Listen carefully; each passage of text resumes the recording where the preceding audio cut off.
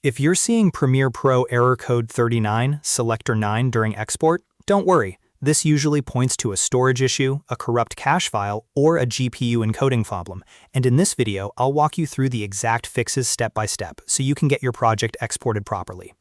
Before we jump in, if this tutorial helps you out, please hit like and subscribe for more quick Adobe Premiere Pro fixes and editing tips.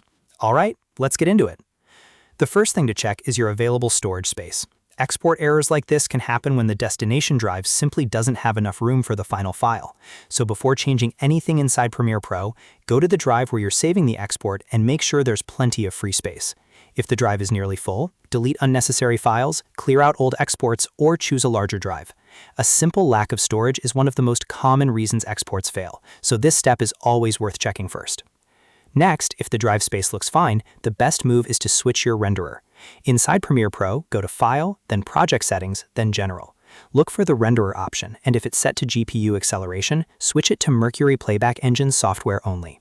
This forces Premiere Pro to use your CPU instead of the graphics card for rendering and exporting.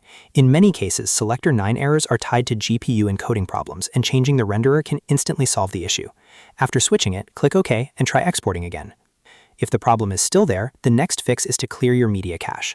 Over time, Premiere Pro stores cache files that help speed up editing, but if those files become corrupt, they can cause export errors. To clear them, open Preferences, go to Media Cache, and delete all cache files. You may also want to remove unused cache data if that option appears. Once the cache is cleared, restart Premiere Pro so it can rebuild fresh files. This is a very effective fix when exports fail for no obvious reason. Another method that often works is exporting through Adobe Media Encoder instead of exporting directly from Premiere Pro. Rather than clicking Export and sending the render straight out of Premiere, queue the project to Adobe Media Encoder. This gives the export process a different workflow, and sometimes that alone is enough to bypass the error. If direct export keeps failing, Media Encoder is absolutely worth trying because it can handle certain projects more reliably. You should also check the export location itself. Sometimes the issue is not the project, but the destination drive. Try exporting to a different folder or even a different drive altogether, such as an external SSD or another internal drive. Some drives have restrictions, file system issues, or hidden performance problems that cause export failures. By changing the destination, you can quickly tell whether the original save location was the problem. If none of those steps fix it yet, the next thing to do is render the problem section before exporting.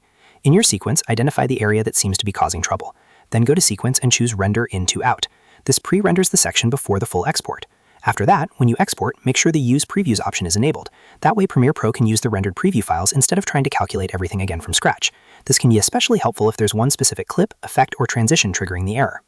So, to quickly recap the full fix. First, make sure your export drive has enough storage. Second, switch the renderer to Mercury Playback Engine software only.